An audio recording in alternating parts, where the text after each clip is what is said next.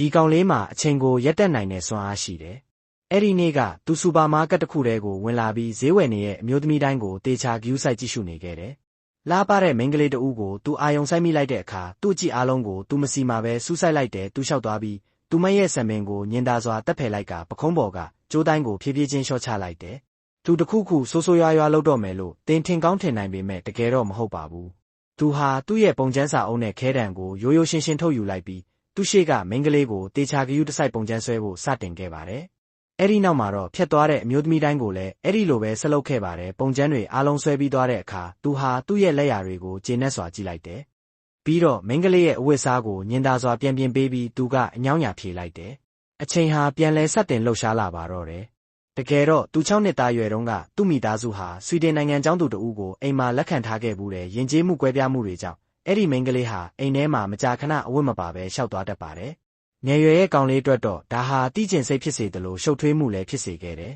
။သူအရွယ်ရောက်လာတဲ့အခါသူ့သူငယ်ချင်းတွေနဲ့အတူပုံကျန်းဆွဲခြင်းကိုစတင်သင်ယူခဲ့ပြီး